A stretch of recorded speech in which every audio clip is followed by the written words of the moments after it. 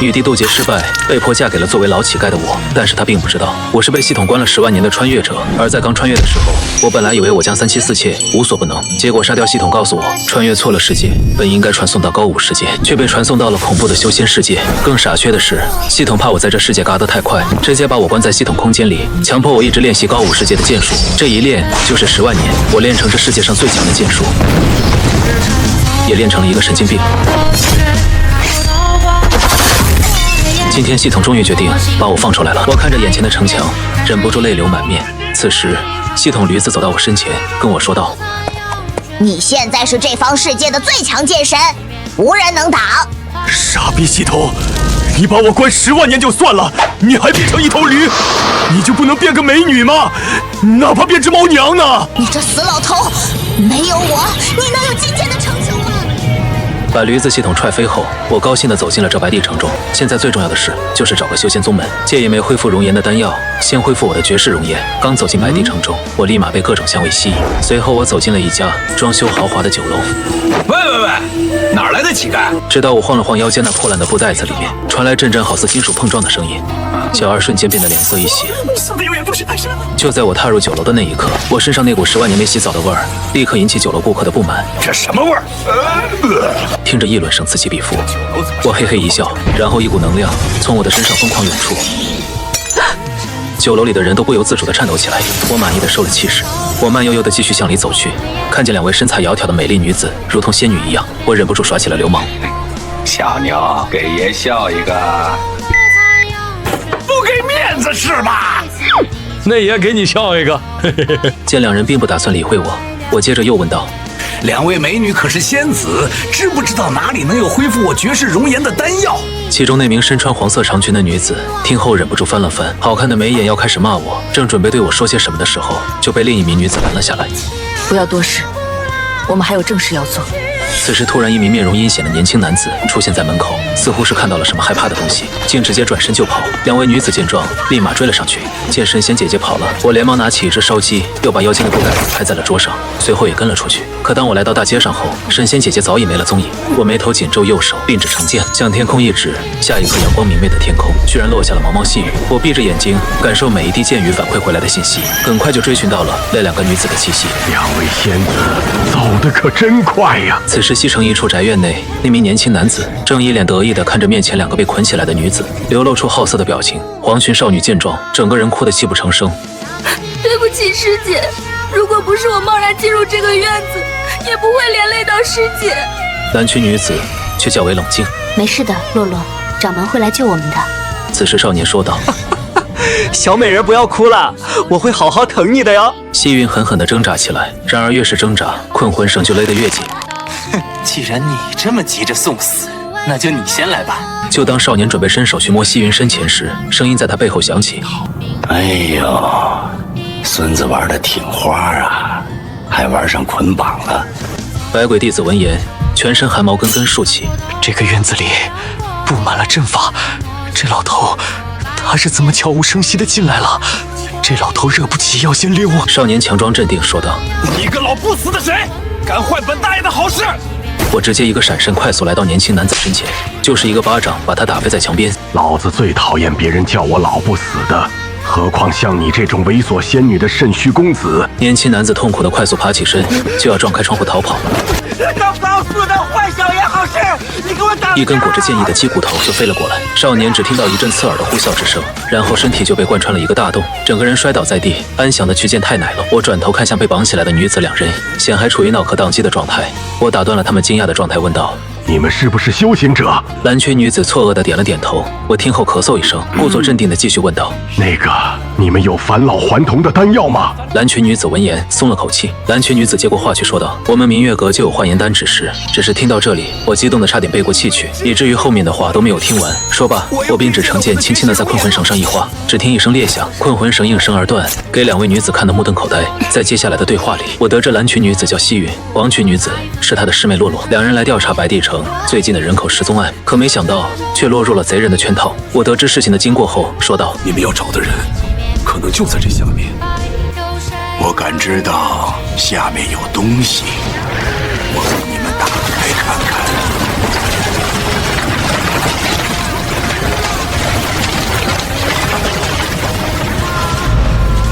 巨大的深沟内传出一股浓烈的血腥味，扑面而来。当看清楚下面空洞的情景，两个女孩已经无法用语言来表达自己的愤怒，只能嘶哑着声音，不停地喊着2个字：畜生！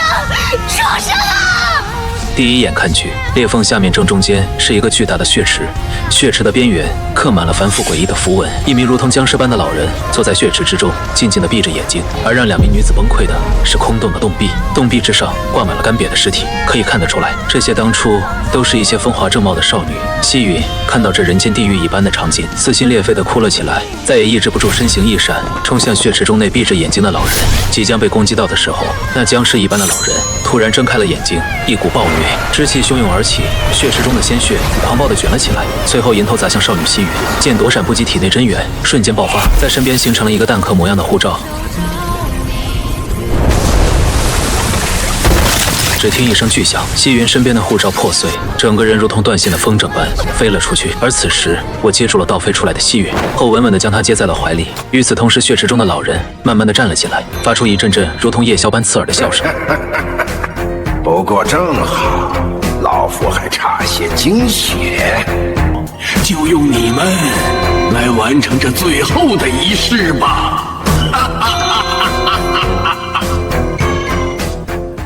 突然，远处传来了一道悦耳声音：“百鬼老人，你老畜生！”话音刚落，一名女子从天顶坠落而下，直直地落在了我们的面前。西云看着突然出现的女子，忍不住放声大哭起来，因为此人正是他的师叔白玲玲。百鬼老人见状，慢慢地从血池中走了出来，只是每走一步，他那干瘪的身材就饱满一点，最后竟从一个萎靡老者变成了一个30岁左右的壮年男子。白玲玲知道，用上百无辜女子的血滋养，你这被天道厌弃的躯壳，畜生！此刻的白玲玲可谓是怒火中烧，全身真元鼓荡不断，可她却不敢和百鬼老人火拼，不能再次动手，一旦打起来，白帝城不知要死多少人。就在这剑拔弩张之际，我直接一猛子扎进了血池之中。本以为自己会像百鬼老人一样返老还童，可却没感受到一点效果。于是我有些恼火地向他询问道：“小杂毛，你是怎么返老还童的？我这怎么没有用啊？”百鬼老人见状非常气愤：“你个老不死的，赶紧给我滚出来！”我这暴脾气当场就忍不了了，这小杂毛竟然叫我老不死的！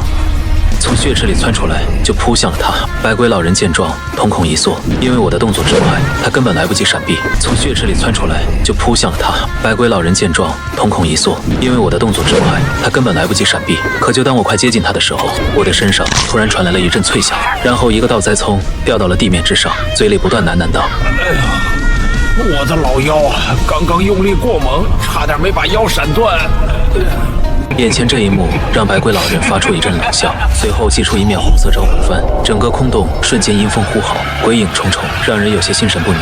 就在这个时候，我的系统幻化成的小驴子阿福从天而降，看到我这个狼狈的样子，阿福呲着嘴皮子，露出一副大板牙，嘲讽道：“陆川，你可是最强剑神，怎么现在腰都抬不起来了？”气得我朝着他的驴头就是梆梆2拳。别他妈废话了，过来让老子扶一下，把腰直起来！百鬼老人见一人一驴，完全没把他放在眼里，把手用招魂幡一扬，霎时间从大山冲出无数凄厉的骷髅头，伴随着刺耳的嚎叫声，让人感到不寒而栗。我见状抽出木刀，扶着阿福就走了过去。当百鬼老人一挥招魂幡，黑雾笼罩中，大量骷髅头张开黑洞洞的大嘴朝我撕咬而来。大量骷髅头张开黑洞洞的大嘴朝我撕咬而来，一会儿我就被密密麻麻的骷髅头围起来了。百鬼老人冷笑道：“百鬼噬心的滋味怎么样？没人能承受这个痛苦。”可他下一秒就笑不出来，因为一人一驴就这么冲散了百鬼噬心，来到了他的面前。仔细看去，我身上笼罩着一层剑气，那些鬼头根本无法伤其分毫。我慢慢地举起了手中的木剑，一股奇异的波动从周围涌来，紧接着剑扇在了百鬼老人的脸上，直接将他扇飞了出去，最后狠狠地撞进了洞壁之中。随后我走过去问道：“小杂毛，你是怎么返老还童的？快告诉我！”而一旁的白玲玲却告诉我，这就是他原本的模样。之前他那种老人状态是干多了伤天害理的事情，被天地浩然之气侵蚀形成的。现在他只是在用邪法修复身体，不是返老还童。我闻言瞬间感觉自己被忽悠，竟敢如此戏耍老夫！暴怒之下的我一剑对着百鬼老人挥下，他眼睁睁看着一道黑色剑气来到自己面前，可却什么也做不了。他眼睁睁看着一道黑色剑气来到自己面前，可却什么也做不了。然后身体被剑气劈成了2半，一身的血液流得一干二净。白玲玲看到眼前这一幕，眼神彻底的呆滞了下来。百鬼教的元老，个让人闻风丧胆的邪修，自身的修为更是达到了5境，可依旧这么轻易的被杀死了。这让他们感觉有点魔幻。最后还是一道清脆的声音将几人拉回了现实。声音之后，西云只觉得屁股上一阵火辣辣的疼，而我则举着巴掌在一旁回味无穷。不错，有弹性。西云见状又惊又怒，可是看着白鬼老人那2半的身体，终究没敢发作。白琳琳则是对我深深鞠了一躬。前辈为民除害，晚辈代白帝城百姓集阁中受难同门，谢过前辈。而我则摆了摆手，不用客气，给我一颗幻元丹就行了。白琳琳闻言，一脸疑惑地看向星云。星云忍着屁股上的疼痛说道：“刚才我跟前辈说，我们明月阁就有幻元丹，但是没有说完就被打断了。”白琳琳听后，眉头一皱，说道：“幻元丹是上品丹药，炼制极其复杂困难，明月阁现在并没有成品，不如前辈跟我一起先回明月阁，等幻元丹炼成，再赠与前辈，您看如何？”西云闻言惊讶的道：“我们明月阁向来只有女弟子，这恐怕不合适吧？”西云闻言惊讶的道：“我们明月阁向来只有女弟子，这恐怕不合适吧？那有什么不合适的？都是女弟子，那太合适了。”而白琳琳闻言心中一喜，她这么说其实也是有私心的。百鬼老人都能轻松斩杀，实力肯定高深莫测。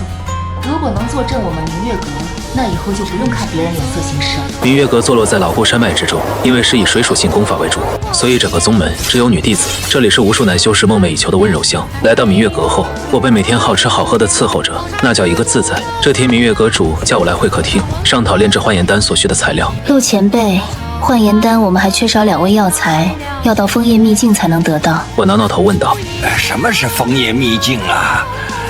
能涮火锅吗？”南宫初雪回答：“那是一个很特殊的空间，每100年开启一次，里面有大量的天材地宝。只是……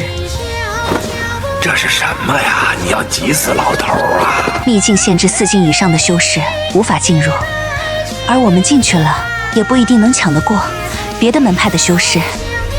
唉，我还以为什么大事呢，到时候我亲自出马解决。你们只管赶紧给我炼制就行了。”陆前辈，枫叶秘境4境往上的修士是无法进入的，以你的修为，可能4境修士跟我有毛的关系啊？反正我又不是修士。南宫初雪闻言，有些结巴疑惑地看着我，所以我也懒得跟他解释了，只是嘱咐他一句：“到时候叫我一声就行，我来解决。”5天后，明月阁的演武场上聚集了大概20多人，都是南宫初雪挑选出来的门下弟子。我们明月阁因实力不济，被其他宗门当作玩物，更是近1000年未曾踏入枫叶秘境。长此以往，资源枯竭，宗门注定消亡。所以此次我们必须破釜沉舟，把我们失去的全都拿回来。南宫初雪讲完话，白琳琳拿出竹笛，轻轻一吹，远方的大山中响起一声清脆的啼鸣，一只如同小山般的青色大鸟展翅而来。这乃天行雀，飞行极速，1日便可抵达枫叶秘境，是我们宗门唯一的飞行神兽。当我看到天行雀的腿时，不自觉地擦了擦口水，说道：“这么大的鸟，肉应该很好吃，涮火锅估计够劲。”西云和洛洛听后吓得一哆嗦，其他人不知道什么是火锅，可他俩现在是太了解了。就在准备这几天，我是没少带他们吃火锅。明月阁可就这一只远程灵兽啊！被涮了以后出门全靠腿了。看着他们俩如此紧张的模样，我乐呵呵地摇摇头说道：“开个玩笑而已，瞧把你俩吓的。”说完，我脚尖轻点，落到了天行雀的头上。这一幕让所有人都吓了一跳。这天行雀脾气不好是公认的。下面有人立刻说道：“不好，天行雀是绝不允许头上有人的，他会发狂的。”天行雀也不负众望，准备开始摇头，要把我这无礼的老头子甩下来。我站在天行雀的头上，笑嘻嘻地说道：“扁毛畜生，你这脑瓜子要是敢动一下，老子就真拿你去涮火锅。不信你试一下。”可当他感受到我身上散发出的杀意后，整个鸟瞬间怂了，忍不住哆嗦起来。看着突然安静下来的天行雀，与弟子们一个个睁大了眼睛。只是一瞬间，我的形象在众人眼中高大了起来。随着天行雀开始启程，白琳琳掏出了一张枫叶秘境的地形图，我随意的扫了一眼，瞬间将整个地形图给刻印到了脑袋，然后漫不经心的回了一句：“说说有哪些需要注意的就行。”白琳琳闻言点了点头，说道：“进入秘境之后会被随机传送，我我们要在一个时间汇合，并且枫叶秘境开启的时间只有7天，如果时间超过，就只能等下次秘境开启才能出来。就在白玲玲正说着的时候，一道巨大的流光从不远处掠过，这流光带起汹涌的狂风，吹得天行却偏离了方向。我看着远去的流光，不禁翻了翻白眼，说道：“什么素质啊？没听说过道路千万条，安全第一条吗？”系统阿福听后，眼神充满智慧地看着我，整个驴一副见鬼的表情，开口问我：“今天是犯了什么病？你不应该把刚才的那货给切了吗？怎么还让他跑了？”谁知先前那道流光居然跑了回来，而且直接挡在了我们的面前，把天行却逼停了。待流光逐渐散去，显露出真容，居然是一只长了翅膀的大鱼。显露出真容，居然是一只长了翅膀的大鱼。体型上跟天行却不相上下，但是气势却要强上太多，根本不是一个级别的。白玲玲一眼就认出了这是海棠青鱼，是万寿门的人。这让她脸色有些难看。万寿门以御守为主，枫叶秘境常客，实力强于明月阁，门下弟子霸道不讲理。一个站在大鱼脑袋上的中年男子似笑非笑地看着白玲玲，阴阳怪气地打起了招呼：“这不是明月阁白长老吗？看这样子是要去枫叶秘境。”白玲玲闻言冷冷地看了男子一眼，小声地跟我解释了起来：“这人是万寿门长老千手玉，他跟明月阁有些过节。”说完，白玲玲抬头看向他，冷冷道：“怎么，你们万寿门去得，我们明月阁去不得吗？”千手鱼听后不屑地笑了笑，说道：“枫叶秘境是无主秘境，人人都可以去，只是……”千手鱼的话引起其他人的哄堂大笑。你们这帮女人是去白给的吧？白玲玲气得小脸通红，千手鱼愈发的得意起来。他看到了躺在天行雀脑袋上的我，千手鱼忍不住哈哈大笑的说道：“哟，真是个稀奇事儿！你们明月阁什么时候还养男人了？还是个糟老头子，小男人跟我们万寿门说一声啊！我们万寿门可多的是精壮小伙。”明月阁弟子一个个义愤填膺，白玲玲身上散发出的冲天杀意，白玲玲身上散发出的冲天杀意，我连忙在一边煽风点火说道：“冲啊，上去撕烂他的破嘴！”听到这话的白玲玲有些犹豫，我继续说道：“你不去，我可去了。”钱守瑜听了这话后，笑得差点没岔气。可这次他的笑声还没有落下，我就已经到了他的面前。钱守瑜心下一惊，刚想催动真元，一只干巴巴的老手就伸到了他的嘴边。那只老手一把捏住他的下巴，力气之大，直接捏碎了他的下颚。下一秒，他的嘴角也被我用中指勾住，只是那么狠狠的一拉，钱守瑜的半张嘴就被拉开了一条豁口，紧接着另外半张嘴也被撕烂。听着他那凄厉的哀嚎，我将他转了个圈，转向万寿门的那些弟子们。而钱守瑜身体中此时已经被一股剑气入侵，所有经脉在瞬间被搅得稀巴烂。现在别说求饶了，就连呼吸都开始费劲起来。万寿门那些弟子见到如此惨状后，吓得一个个腿肚子打颤，而我却龇牙笑了起来，说道：“怎么不笑了？刚才不是笑得挺开心吗？你们是不喜欢笑吗？”最后我脚下重重用力一步，承载万寿门弟子的海棠青鱼，都没有哼一声就被爆掉了整个脑袋，整个鱼尸朝着下方坠落而去。见此情景，万寿门弟子想也没想，全都开始疯狂的逃命，而我只是轻轻的挥了挥手，几十道剑气就疯狂涌出，直追那些逃跑的万寿门弟子而去。随着一把把长剑贯穿他们的心脏，万寿门前往枫叶秘境的38人全军覆没，而我已经挑了一块海棠青鱼身上最嫩的肉，乐呵呵的扛回到了天行雀的头上，像个夏天回来的老农，一副无事发生的模样。可这些丫头早就被我这凶残的手段给吓住，却直到我架起了锅，众人才回过神来。此时的白琳琳脸色煞白，因为她很清楚修士的手段。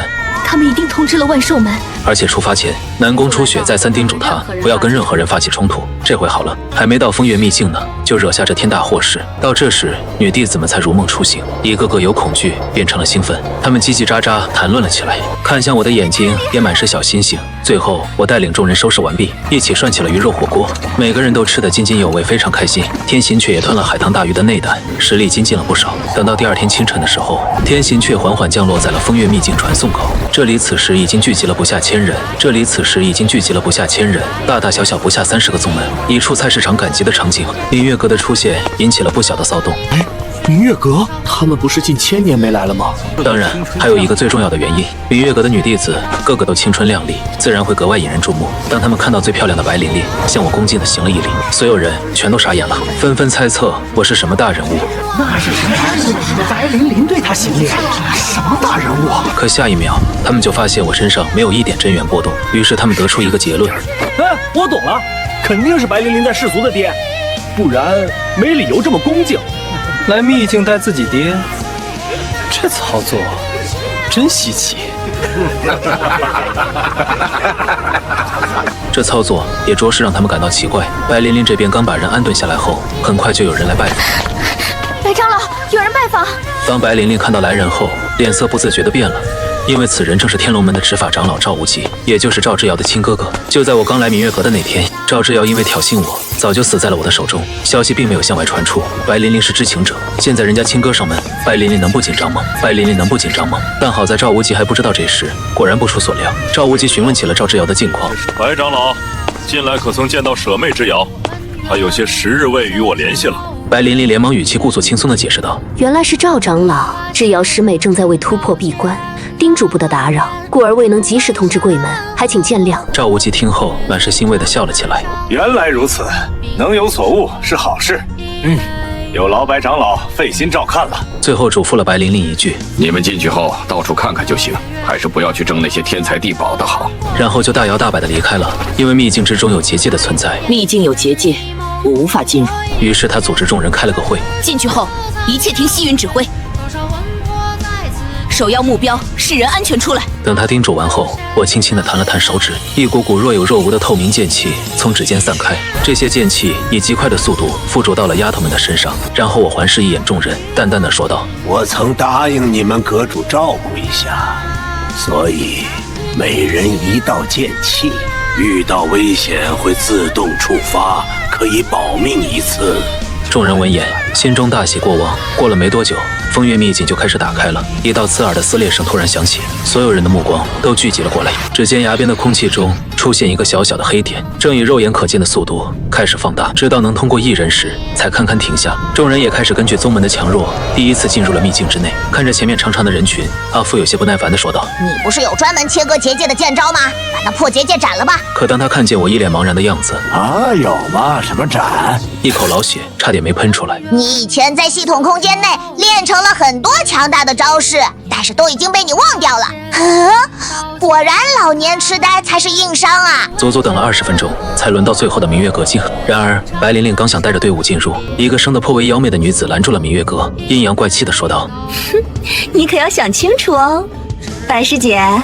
明月阁本来弟子就少，要是全折在秘境之中，你们怕是承受不起。”白琳琳闻言，脸色阴沉的可怕。你这个明月阁的叛徒，我们明月阁的事跟你无关。当初要不是因为你叛逃，还偷走本门的攻击功法，我们也不至于沦落到下流门派。白丽蝶只是做出了无奈的动作，说道：“没办法，谁让我找到了更好的去处呢？人往高处走，这不是很正常吗？”说完后，白丽蝶就站在秘境入口一动不动。此时白琳琳才清楚白丽蝶的目的，他想拖延时间，让我们进去后失去先机，心思歹毒。所以白琳琳也懒得跟他做口舌之争。白琳琳，你给我闪开！一挥手，一条白色丝带向白丽蝶缠去。白丽蝶见状，毫不在意地笑了笑，接着轻轻一弹手指，一把红色的小剑飞出，直接将白琳琳的丝带卷得粉碎。眼前这一幕让白琳琳心中一惊，连忙后退，让身边气劲鼓荡，形成一道看不见的气墙。可红色小剑并没有向他追击，只是静静地悬浮在白丽蝶面前。然后就听到白丽蝶得意地说道：“哼，怎么样，白师姐？用咱们明月阁的水云诀换来的这把飞剑，厉害吧？”这句话让白琳琳彻底失去了理智，直接冲上去想要正面硬刚飞剑。等她感受到那锋锐的剑气后，白琳琳才反应过来自己太莽撞了，但是想要抽身已经来不及了，只能调动全身力量硬抗。就当她以为今天要交代在这里时，一个不合时宜的声音响起过来：“哟，让我看看怎么个事儿。”随着话音的落下，诡异的一幕发生了。那直冲白琳琳喉咙的飞剑，居然硬生生地转了个弯，朝着我的方向飞了过来。这一幕看得女弟子们呆若木鸡，飞剑一般都与主人心灵相通。白丽蝶也是非常的震惊，连忙催动剑柄，想要再次控制飞剑，却发现飞剑彻底和她切断了联系。看着红色小剑在我身边欢快地游曳起来，众人更是满脸的不可思议，而我则是饶有兴趣地看着红色小剑说道：“有点意思啊，你看这小东西剑气挺强，但却没什么剑意啊。”阿福听后，眼神满是智慧与不屑地说道：“什么垃圾玩意？你他娘就算蹦个屁，也比这玩意儿的剑气强吧？能不能有点出息？真是丢脸！”我听他在那儿逼逼叨，我就来气。你还敢说老子，我就来气！给我滚！我一脚就又给他踢到了天上去。你个死老头，我一定会回来的。我深深地呼了口气，心情前所未有的舒畅。此时百里蝶差点精神错乱，整个人直接扑向了我。然而让人大跌眼镜的是，那把红色的小飞剑居然会自动护主，在没有人指挥的情况下，掉头直冲向百里蝶，直接将百里蝶的护身钢气搅碎，整个人瞬间被轰飞了出去。见百里蝶这么惨，我狠狠地翻了个白眼，不予理会。随后背着手走向前往秘境的通道。红色小剑见我要走，连忙飞了回来，在我身边不停地盘旋着。见到这一幕，我没好气地说道：“干什么呀？你这么菜，跟着我干嘛？”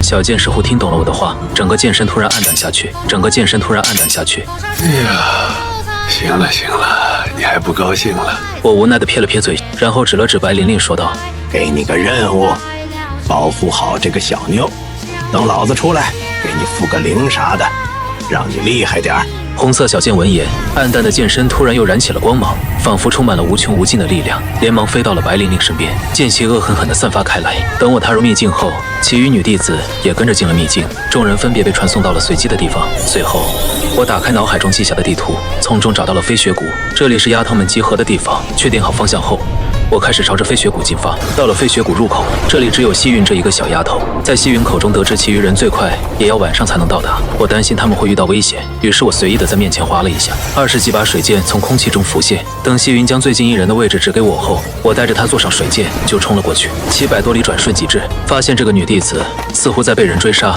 全身都是鲜血。看到这一幕，西云急得直接从水箭上跳了下去。别说话，我带你回去。只是刚到地面，就被几个天龙门弟子围了起来。看着悬浮在空中的水箭，他们虽然有些疑惑，但是也没有太放在心上。花里胡哨的把戏，这里最高不过4境，装神弄鬼。天龙门弟子见自己人数优势，于是直接开口威胁道：“月阁的师妹，让那小娘子交出乱星草，我们可以放你们一马，否则……”然而这话还没有说完，一把水箭直接穿透了他的喉咙。啰嗦。接着我轻轻地挥了挥手，空中的其他水箭也开始发难。这一幕来得太过于突然，天龙门剩下的这些人连反应的时间都没有，瞬间就被捅成了马蜂窝，全体暴毙。处理完这些人后，我们再次朝着西云所指的方向飞去。只是刚到地方，就看到下方10几个人正在玩命一样的奔跑着，明月阁的一个丫头就在其中。这些人一边飞一边惊恐地大喊着，好像有什么恐怖的东西正在屁股后面追着他们。下一刻，奔逃的人群突然停了下来，因为他们前方的大片土地突然掀起，瞬间是天摇地动，乱石飞溅，大量的碎石朝着众人击射而去。众人刚开始还能应付一下，然而这些石头太多，强大的冲击力很快就破了他们的防御，几乎所有人都被乱石击中，一个个惨叫着落向地面。眼看着明月阁那个小丫头就要遭殃，我右手狠狠地挥下水箭，带着呼啸直冲而下。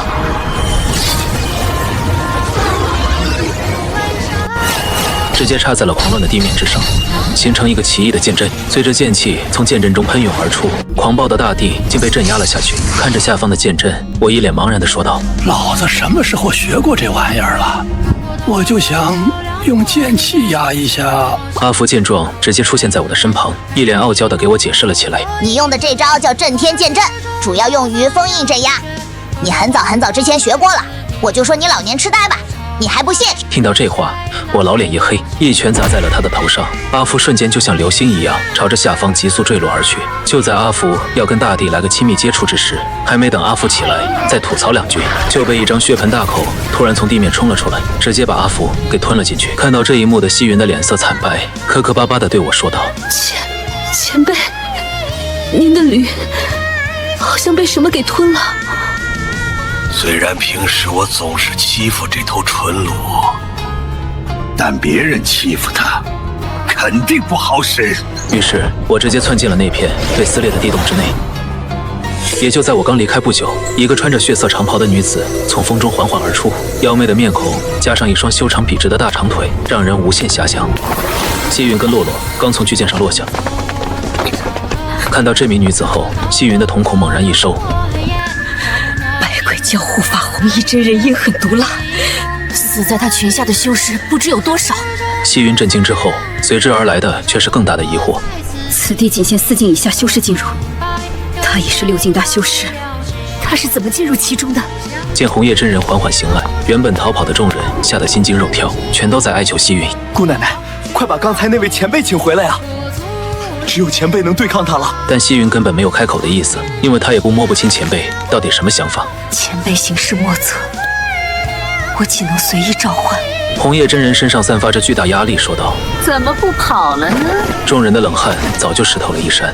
就在这时，突然有一少年站了出来，说道：“今日即使身死，也不会落了我乾隆门的威风。”说罢，少年直接祭出法宝，与红叶真人对峙了起来。众人纷纷为其加油打气。红叶真人看了看站出来的人，小嘴娇笑起来，然后举起纤纤玉手，一点猩红的寒芒在指尖凝聚而起。就在此时，那少年突然发难，然而他的出手对象不是红叶真人，反而是旁边的西云。随着砰的一声闷响，西云直接被打飞了出去，直直的朝着红叶真人面前落去。看着离自己不远的红叶真人，西云又急又怒，加上被偷袭受伤不轻，当场喷了一口鲜血。红叶真人看着地上吐血的西云，当场失笑着说道：“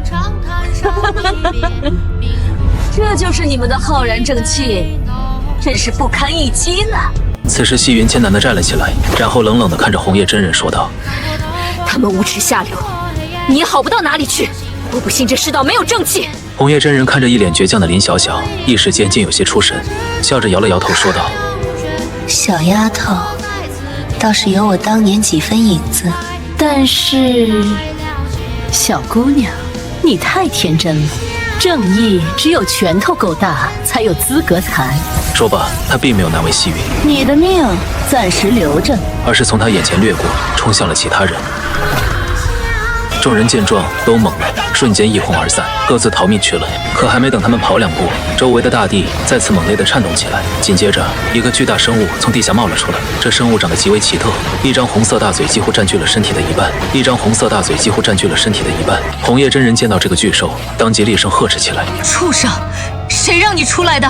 赶紧滚回去！”但是空明兽不为所动，还继续向外钻出。红叶真人刚想再说些什么，可下一秒突然脸色巨变，因为空明兽并不是不想回去，而是他被我单手举了起来。而此时地面还未平静下去，悬浮在空中的水箭也有了动静，20几把水箭呼啸而出，将除了明月阁3人以外的其他人全部钉到了碎裂的地面之上，就连红叶真人也不例外，被一把水箭穿透了腹部，将他钉在破碎的大地之上。恐怖的剑气入体，直接碾碎他的经脉，就算不死也成了一个废人。看到我出来后，气云委屈的小嘴一闭，差点没哭出来，而我则乐呵呵的将举着的空明兽掀飞了出去。可怜的空明兽还来不及挣扎，就被一道道无形的剑气给切割成了肉末。先前那算计西云的少年被水箭钉穿了大腿，疼得他止不住大吼了起来：“老人家，我们都是一条船上的，你手下留情啊！”